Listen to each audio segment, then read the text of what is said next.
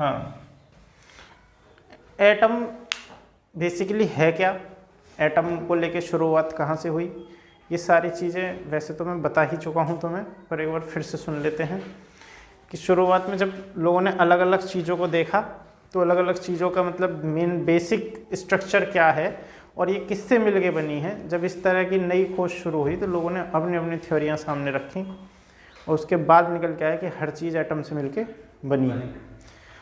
Atom का हमें पता चल चुका था, अब एटम भी किसी खास पार्टिकल से मिलके बना है या एटम का जो बेस स्ट्रक्चर है वो कैसा है, उसको लेके जब जद्दोजहद शुरू हुई तो शुरुआत में हमने सबसे पहले प्रोटॉन तो हमने खोज ही लिया था, प्रोटॉन जिसके पास पॉजिटिव चार्ज होता है। उसके बाद इलेक्ट्रॉन की खोज हुई और सबसे बाद में हुई न्यूट्रॉन की बेसिकली खोज। तो ये 3 फंडामेंटल पार्टिकल हर चीज़ में पाए जाते हैं, यानी कि ये हमें पता चल चुका था कि इस दुनिया की कोई भी अगर चीज़ है तो वो अलग अलग चीज़ों से मिलकर नहीं बनी, सबका जो बेसिक जो बेस है, सबका जो फाउंडेशन है वो एक ही है। हर चीज़ इन 3 पार्टिकल से मिलके ही बनी है, इलेक्ट्रॉन, प्रोटॉन और न्यूट्रॉन, क्योंकि एक एटम के अंदर यही तीनों चीज़ें पाई जाती हैं। चाहे फिर हम कोई भी बॉडी कोई भी चीज़ उठा के देख लें, सब कुछ एटम से बना है। एटम में 3 पार्टिकल पाए जाते हैं। तो शुरुआत के दौरे तक अर्ली 90s तक तो यही मानते हैं। हालांकि अब हमने और ज़्यादा रिसर्च कर ली है, अब हमें इसके भी अंदर की चीज़ें पता है कि इलेक्ट्रॉन, प्रोटॉन, न्यूट्रॉन भी बिल्कुल ख़त्म नहीं है, बिल्कुल अंत नहीं है। इसके नीचे भी क्वार्क्स पाए जाते हैं, समझ में आया। इलेक्ट्रॉन से भी छोटे चीज़ें हैं जिसे क्या बोलते हैं, क्वार्क्स। तो ये अप क्वार्क्स और डाउन क्वार्क्स, जैसे क्वार्क्स और एंटी क्वार्क्स भी बोल देते हैं। इनसे मिलके इलेक्ट्रॉन, प्रोटॉन और न्यूट्रॉन बनते हैं। और इसमें मज़े की बात यह है कि हम इससे भी निचले लेवल पे जा चुके हैं, क्वार्क्स से भी निचले लेवल पे जा चुके हैं, जिसे हम स्ट्रिंग बोलते हैं। एक क्वांटम थ्योरी में स्ट्रिंग थ्योरी है, क्वांटम फिजिक्स में एक स्ट्रिंग थ्योरी आती है जो ये बताती है कि इस यूनिवर्स की हर चीज़ स्ट्रिंग ही है। जैसे अभी तक हम क्या पढ़ रहे थे कि एटम ही है ना, एटम से नीचे हमने 3 फंडामेंटल पार्टिकल पढ़े जो सभी में पाते हैं। उसके बाद हमने क्वार्क्स, एंटी क्वार्क्स पढ़े, और उसके बाद जब सबसे निचले लेवल पे देखा तो हमें क्या मिले, स्ट्रिंग, जो पहला 2 डायमेंशनल थिंग था यूनिवर्स का। अब इसमें भी मेन चीज़ ये है, इसको ऐसा मत समझ लेना कि हम किसी माइक्रोस्कोप से या किसी चीज़ की मदद से देख पा रहे हैं इसको। ये सब थ्योरेटिकल है। ये जो ड्राइव हुआ है सारा का सारा फंडा, ये कैसा है, थ्योरेटिकल है। इवन हम इलेक्ट्रॉन को भी देख नहीं पाए अभी तक। हमारे पास ऐसी कोई माइक्रोस्कोप, ऐसा कुछ भी नहीं है जिससे हम इलेक्ट्रॉन को फिजिकली देख पाएँ कि हाँ भाई ये इलेक्ट्रॉन है एटम के अंदर और ये घूम रहा है इस तरह से, ऐसा हम नहीं देख पाए हैं। तो फिर हम ये सारी स्टडी कैसे करते हैं, स्टडी करते हैं इनके इफ़ेक्ट के आधार पे। जैसे अभी हम कुछ जो एक्सपेरिमेंट्स हैं, कुछ एपरेटस हैं, उसमें इलेक्ट्रॉन की स्टडी की गई, उसकी प्रॉपर्टी को रीड करके उसकी जो उसने जो इफ़ेक्ट शो करे उसके आधार पे हमने प्रॉपर्टी जो है बताई कि भाई ऐसा रहेगा, ये चार्ज है, ये इसका मास है, ठीक है। देख नहीं पाए हैं, तो जब हम इलेक्ट्रॉन को ही नहीं देख पाए तो उससे छोटी चीज़ कैसे देख पाएंगे। तो ये जो सारी चीज़ है ये सब थ्योरेटिकल है। स्ट्रिंग हमें पहला 2 डायमेंशनल ऑब्जेक्ट मिल चुका है जो वाइब्रेट करता है। स्ट्रिंग के बारे में खास बात यह है कि अलग अलग नहीं है, एक ही स्ट्रिंग है जो वाइब्रेट करता है बस। इसकी वाइब्रेशन ही बताएगी कि कोई बनने वाला पार्टिकल इलेक्ट्रॉन होगा, प्रोटॉन होगा या न्यूट्रॉन होगा। तो तुम ये कह सकते हो कि सबसे निम्न स्तर पे, सबसे मूल बेस स्ट्रक्चर में हमारा जो यूनिवर्स है वो वाइब्रेशन पर ही जी रहा है। एक तरह से वाइब्रेशन चेंज होते ही पूरा स्वभाव बदल जाएगा किसी भी चीज़ का, समझ में आया? ऐसा बोल सकते हैं अगर स्ट्रिंग थ्योरी सही है तो। खैर, हमारे आज की बात एटम के बारे में है, तो हम एटम के बारे में बात करते हैं। तो एटम का स्ट्रक्चर कैसा होगा, 3 पार्टिकल के आने के बाद स्ट्रक्चर कैसा रहा या एटम कैसा दिखता होगा, इस बारे में जो है खोज शुरू हुई। उसको लेके साइंटिस्ट थे, जो अलग अलग लोग थे, उन्होंने अपनी अलग अलग थ्योरियाँ दी।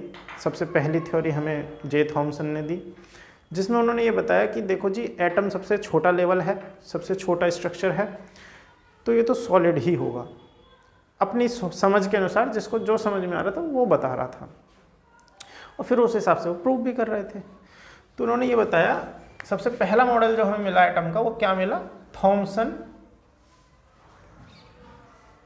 Plum pudding model. Plum pudding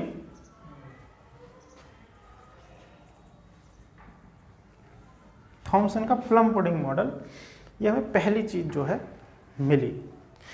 इसमें इन्होंने ये कहा कि क्योंकि हर चीज एटम से, जब तक हम ये बात याद रख के चलेंगे कि जब तक हमने ये सब क्वार्क्स वार्क्स नहीं दिखे थे, यहाँ पे हम पहले पॉइंट पर थे, एटम और एटम के अंदर के particle.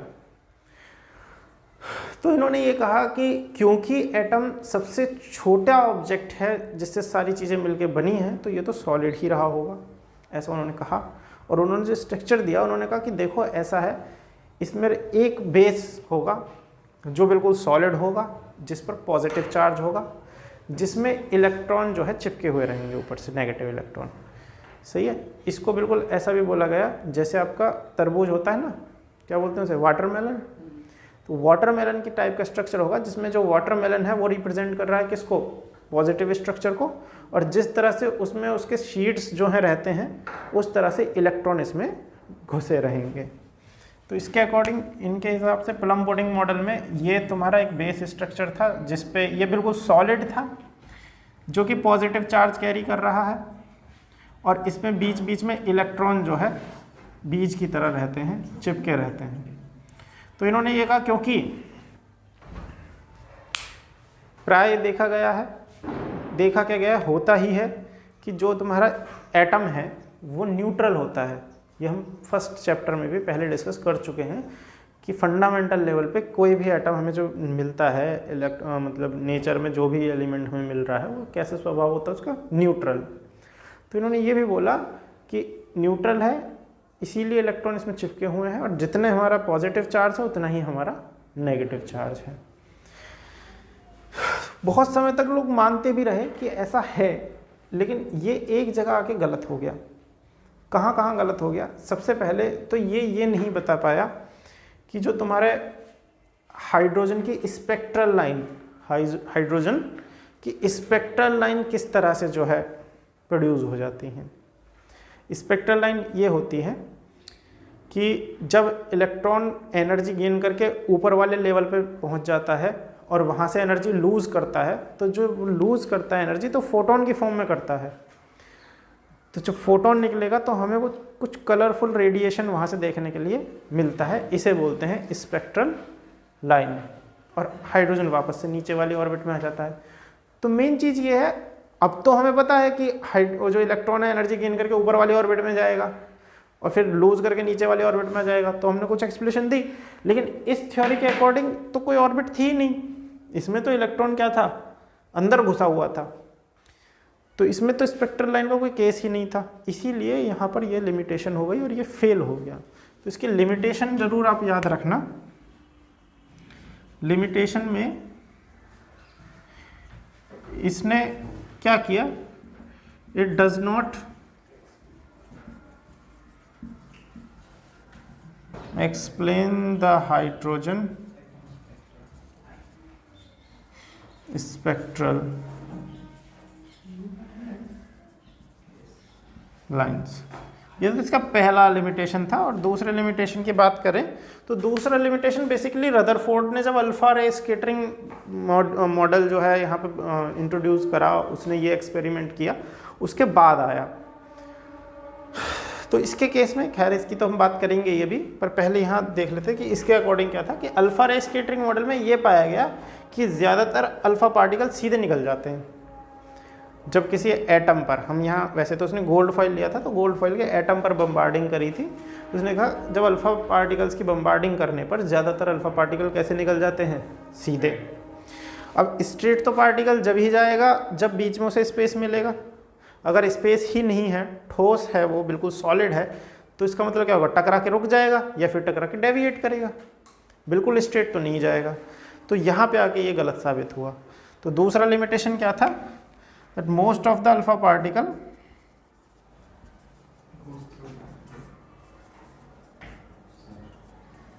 goes straight in alpha ray scattering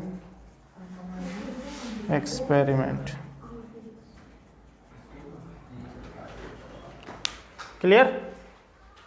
तो ये दो लिमिटेशन थी, इन दो लिमिटेशन की वजह से ये हमने ख़त्म कर दिया, इसका कोई मतलब नहीं रहा। ये समझ में आ गया था लोगों के कि ये गलत है, ये इसमें कुछ कमी है। तो फिर नया मॉडल कैसा होगा ये इसी ने बताया, जिसने इसको गलत साबित किया इसी ने अपने एक्सपेरिमेंट के आधार पर बताया कि नए एटम का स्ट्रक्चर कैसा होगा।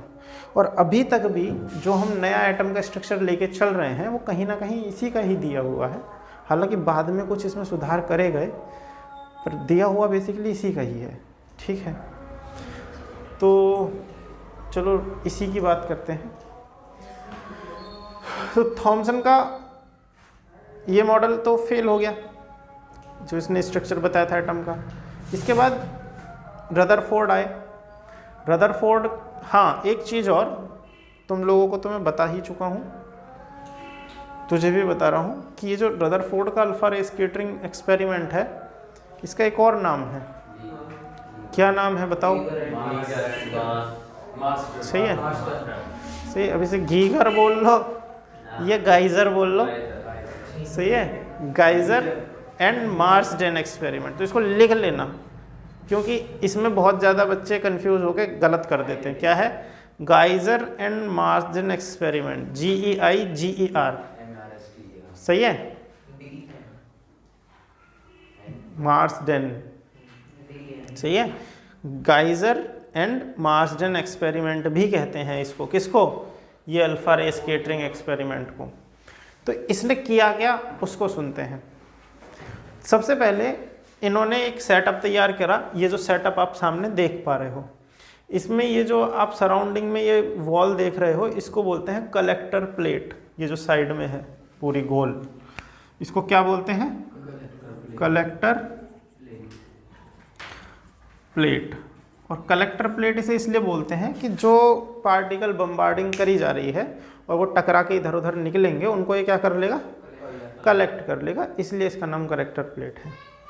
यहाँ सामने ये जो सेटअप है, यहाँ से हम एक हाई वेलोसिटी से अल्फ़ा पार्टिकल जो है निकलते हैं। इसे तुम एक तरह से अल्फ़ा पार्टिकल गन बोल सकते हो, सही है। तो यहाँ से अल्फ़ा पार्टिकल निकलते हैं। सामने ये जो आप देख रहे हो सेटअप, ये है आपका गोल्ड फॉइल। गोल्ड फॉइल यानी कि सोने की क्या परत, ठीक है। सोने की परत को यूज़ करने का मेन मकसद वही है जो मैंने बताया, उसकी थिकनेस को भी कम लेने का वही मकसद है जो भी मैंने आपको पहले बता चुका हूँ। क्या है? पहला, गोल्ड ही क्यों लिया गया? वो इसलिए कि गोल्ड बहुत ज़्यादा मेलिएबल होता है। मेलिएबल का मतलब आप लोगों को पता ही है। मेलिएबल किसे बोलते हैं? जिसको पीट कर थिन शीट्स में बदल सके। तो गोल्ड की सबसे पतली शीट्स बनाई जा सकती हैं, गोल्ड की सबसे पतली शीट्स बनाई जा सकती हैं, इसलिए गोल्ड लिया। अब पतली शीट क्यों? क्योंकि मेन मोटिव ये था कि जो अल्फ़ा पार्टिकल यहाँ से जा रहे हैं उन्हें कम से कम स्कैटर होना पड़े। अगर हम कोई मोटी शीट लेते हैं तो वहाँ हमें एटम्स की बहुत सारी लेयर मिल जाएंगी, लेकिन अगर एक पतली शीट लें तो उसके रेस्पेक्ट में हमें कैसे मिलेंगे? कम लेयर। और बहुत पतली लेने का मतलब है कि ये टेंडेंसी रही हमारी कि लगभग हमें एक ही लेयर एटम्स की मिले, क्योंकि जब सब चीज़ एटम से मिलके बनी है तो सॉलिड में आप लोगों को पता है स्ट्रक्चर कैसा रहता है, इस तरह का स्ट्रक्चर रहेगा एटम्स का। तो हम इसे जितना पतला करेंगे, अगर हमने इतना पतला कर दिया तो हमें एक लेयर मिली। हम ऐसा वैसे कह नहीं सकते कि एक ही लेयर मिली है, क्योंकि एटम का साइज बहुत छोटा होता है, पर ज़्यादा तो कोशिश हमारी यही रही। और यही इसके पीछे का रीज़न था। क्या रीज़न था? कि अल्फ़ा पार्टिकल एक बार ही स्कैटरिंग करे, एक से ज़्यादा बार ना करे, क्योंकि अगर बहुत ज़्यादा लेयर हमने ले ली तो अल्फ़ा पार्टिकल कई बार टकराएगा और हमारा एक्सपेरिमेंट गलत भी हो सकता है। फिर कैसे पता चलेगा? तो इसीलिए इन्होंने बहुत पतली गोल्ड फॉइल ली। और गोल्ड फॉइल कितनी पतली थी ये भी मैंने स्टडी करा तो अलग अलग लिख रखा है। एक जगह तो लिख रखा है इन्होंने 2 × 10⁻⁻7 मीटर ये रेशियो में था, सही है। और एक जगह इन्होंने लिख रखा है 10⁻⁸ मीटर। तो ये भी ठीक है, ये तो हो गया तुम्हारा 0.2 माइक्रोन। और इसकी बात करें तो -8 है, तो इससे भी 10 गुना और कम हो गया। समझ में आया? खैर जो भी हो, आप ये ले लो, एक ही बात है। 2 × 10⁻⁷ मीटर ये थिकनेस थी इस गोल्ड शीट की।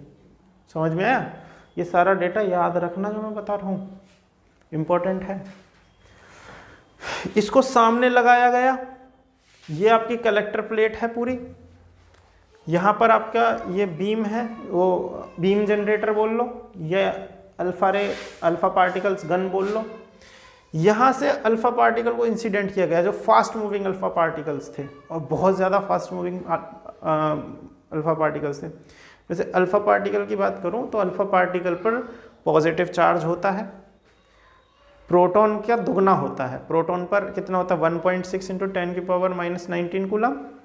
उसका जस्ट डबल अल्फा पार्टिकल पर चार्ज होता है, पॉजिटिव ही, यानी हीलियम होता है ना, हीलियम जितना चार्ज है इस पर। ठीक है। और अगर इसके मास की बात करें कि कितना हैवी होता है, तो इलेक्ट्रॉन के लगभग 7000 टाइम जो है ये हैवी होता है अल्फा पार्टिकल। सही है? 7000 time more heavier than the electron. ठीक। तो यहाँ से फास्ट मूविंग अल्फा पार्टिकल की बम्बार्डिंग शुरू हुई, सामने वो गए। तो इन्होंने उसके बाद ऑब्जर्वेशन में क्या किया, तो ऑब्जर्वेशन की हम बात करेंगे। तो इन्होंने ये ऑब्जर्व किया कि बहुत ज़्यादातर अल्फा पार्टिकल हमारे कहाँ चले जाते हैं? स्ट्रेट चले जाते हैं, सीधे निकल जाते हैं, जैसा कि आप फिगर में देख पा रहे हो।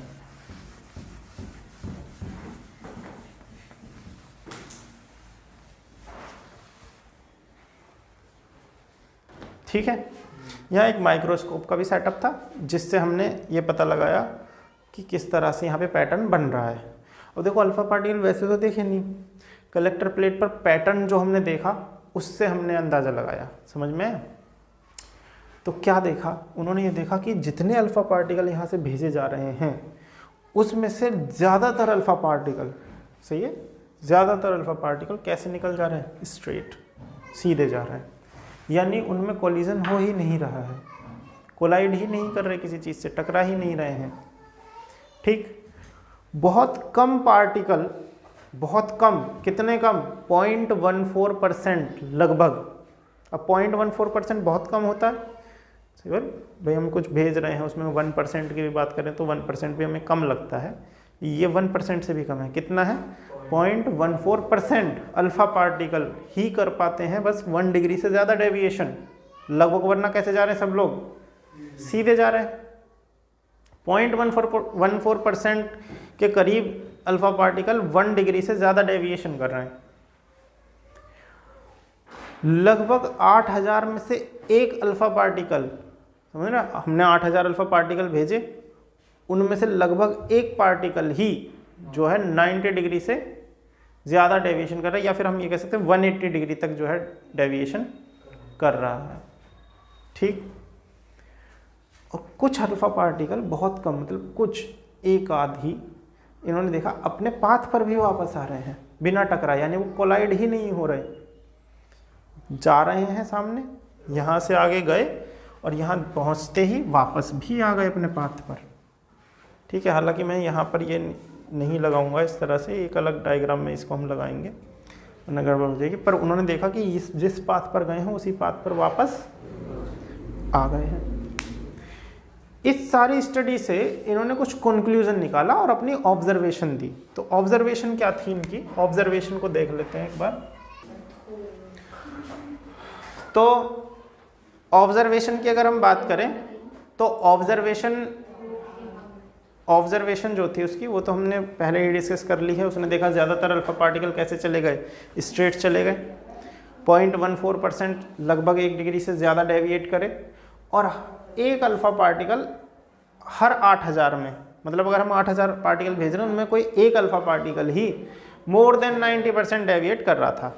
तो इसका मतलब है कि ज़्यादातर अल्फा पार्टिकल क्या कर रहे थे?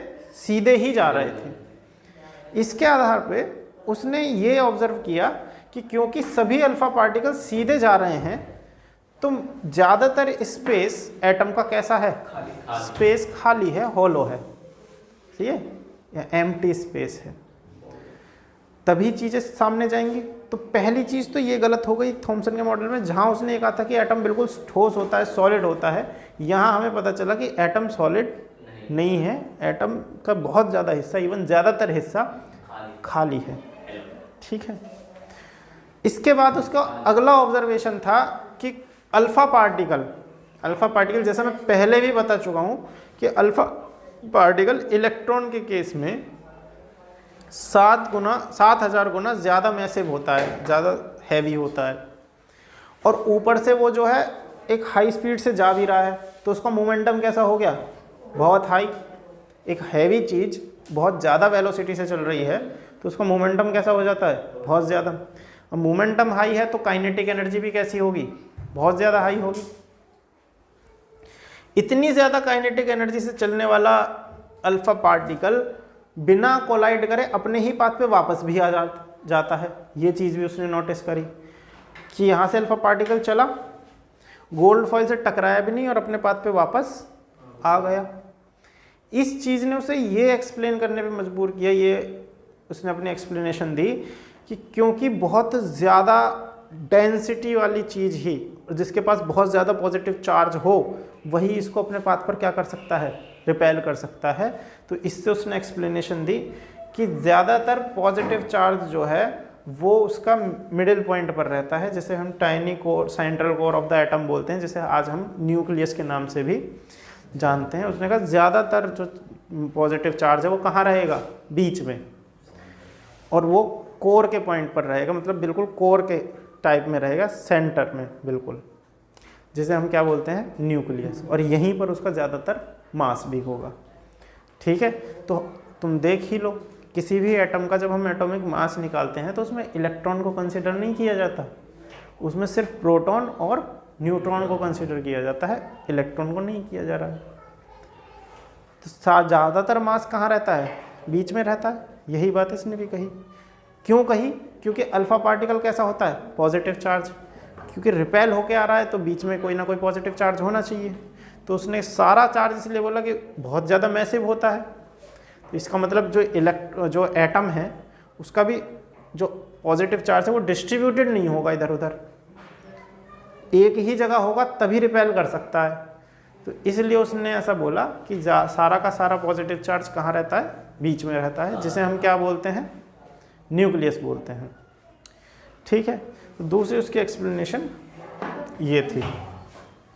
इसके बाद इसके बाद कुछ और भी चीज़, अब ये जो रिपल्शन जो क्रिएट हो रही है, ये किस वजह से हो रही है, तो ये हो रही है, उसने कहा कि जो गोल्ड है, गोल्ड का एटॉमिक नंबर कितना होता है, 79 शायद,